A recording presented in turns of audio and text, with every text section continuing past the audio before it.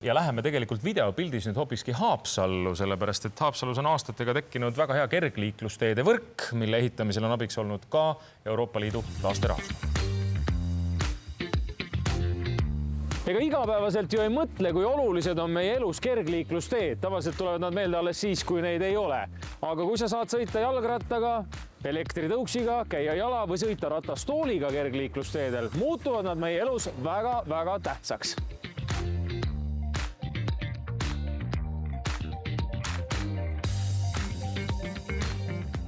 Kui palju on Haapsalus kokku kergliiklusteid?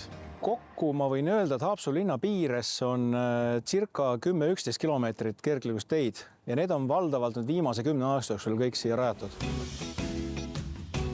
Me olemegi lähtunud sellest põhimõttest, et oleks omavahel ühendatud erinevad nii-öelda sõlmpunktid, siis elurajoonid omavahel ja elurajoonid siis linna südamega ja tagalinnaga ehk siis vanalinnaga. Ja ka linna läbiv tee oleks olemas, mis praegu on Tallinna poolt tulles kuni siis Rohuküla poole. Mis on oluline ühe kergliiklustee rajamise puhul? Kõige olulisem see, et olemas oleks.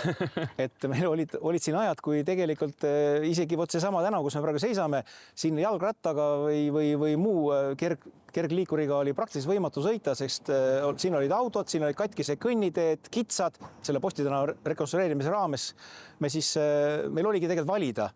Kas me eelistame rohelist mõtteviisi ja säilitame vanad puud või me eelistame rohelist mõtteviisi ja loome kergliikletele võimalused. Läksime seda teist teed, mis minu arust on nagu õigem. Kui me räägime rahalisest poolest, siis kergliikluste rajamine võib pealt näha tunduda ju lihtne, aga ma kujutan ette, et see ei ole kõige odavam lõbu. Kui sa teed selle täiesti tühja koha peale ja hakkad rajama ka valgustust, mis on nagu nõutud seal ja see, et ta on 3 meetrit lai, siis ta võtab omajagu raha. Kui sa teed ta tänava rekonstrueerimise käigus olemasoleva kõnnitee peale kordades, ta on natuke odavam. Aga eks ta on omajagu kallis jah, et siin Männikutee kergtee, mis meil sai eelmine aasta valmis, on circa kilomeeter pikk ja see läks ligi 300 000 maksma. Kust see raha tuleb? Antud projekti puhul tuligi Euroopa Liidu taasterahastusfondist see raha ja selle üle me oleme nagu väga õnnelikud, et ütleme, see Männiku tänava piirkond, seal ei olnud üldse kohta, kus kõndida. Et seal oligi ainuke variant kõndida lumevalli ja autotee vahel nii-öelda. Et nüüd on seal ikka väga head tingimused ühendamaks ära tööstuspiirkonda selle elamupiirkonnaga. Haapsalu on tuntud ju ka rehabilitatsioonikeskuse poolest. Kui oluline on see, et inimesed, kes ka sõidavad ratastooliga, saaksid neid kergliiklusteid kasutada? Absoluutselt. Eriti vanalinna osas, kus on rehabilitatsioonis kuni siis ütleme kesklinna ja siia Kaubamaani välja, me olengi püüdnud teinud, et kus meil ei ole võimalik näiteks kitsastel tänavatel teha kergteed, seal me vähemalt oleme teinud need peale ja maha minekud sujuvad, et nad saaks seal ratastoolidega mugavalt peale ja maha. Kui lihtne sul on mööda kergliiklusteid käia selle masinaga? No lihtne. On lihtne, jah? Jah.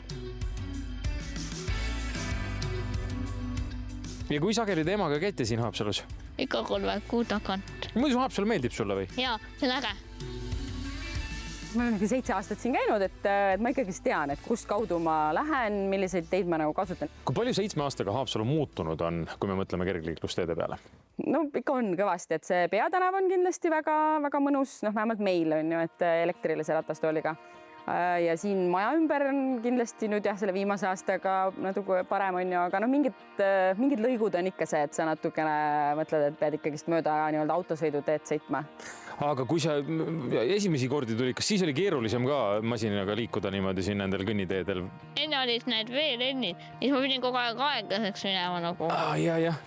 Aga nüüd jah, see peatänaval on see, et need veerennid on nagu ära kadunud. Et siis, ja see oli nendel keset teed, eks ole, ja sa pead sellega ratastooli küla sõitma. Võtab hoo kõvasti maha, et vaikselt ettevaatlikult läheb. Ja siis ma jäin maha või siis nemad lihtsalt ootasid, nii kaua pidin ootama. Ja siis nii-öelda paneb jälle oma kiirusega edasi.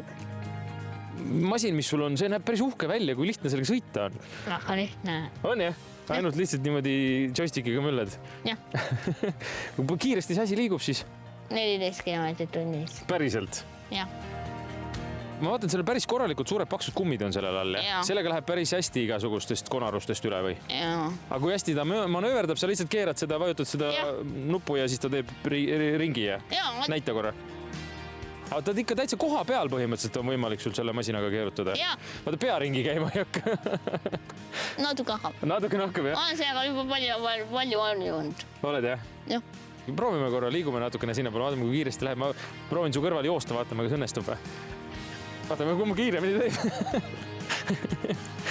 See on ikka väga kiire masin ju. Kas sa sellega üldiselt ikkagi väga kiiresti sõita vist? Okei. Juba radar läks.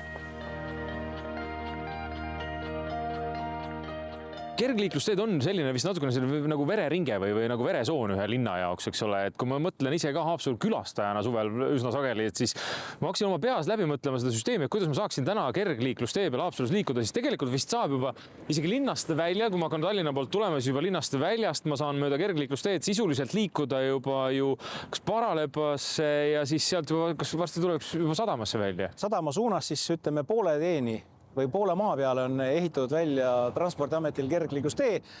Me ootame põnevusega, et kuna see jätk tuleks, et ta tõesti võiks viia sadamani välja, et kogu see liikumine on ju tegelikult ikkagi see, et inimesed rohkem kasutaks seda rattaid ja tõukerattaid ja muid vahendeid, et mitte ainult autoga ei sõidaks. On seda näha ka linnapildis? Et see suvel on väga palju näha. Struktuurini kohe hakkab tulema. Absoluutselt. See on see, et anna inimestele võimalus küll kasutama hakkavad. Et sa ei saa teha statistikat kohas, kus ei ole kergteed, et miks me siia rajame, siin pole ju kasutajaid. See ei käi niipidi. Sa pead tegema ikka raja ja küll siis tuleb kasutada. Kas siit saab päris pikalt minna kuni sinna taha otsa välja või? Ja. See lõpus on olnud. Olete käinud ka seal? Jah. Vahepeal jäetis see kuud ka. Jah, suvel on ju siin vastu alutab, on ju. Kui vaadata natukene ka tulevikku, siis kas Haapsalumaa kergliiklusteedega on juba valmis või kui palju veel teha on? No ikka oleks veel teha. Et õnneks siin järgmine aasta meil on nüüd pandud strateegiasse, me hakkame nüüd siin see paralleeltänav, Posti tänaval on Metsatanav, kus meil on pool ära tehtud, pool on tegemata, et praegust tegeleme sellega, et järgmine aasta ehitage see teine pool valmis, kuhu jällegi tuleb äärde kergtee nii-öelda laiem, et saaks mugavalt vana linna ühendada ära siis nagu selle kesklinnaga.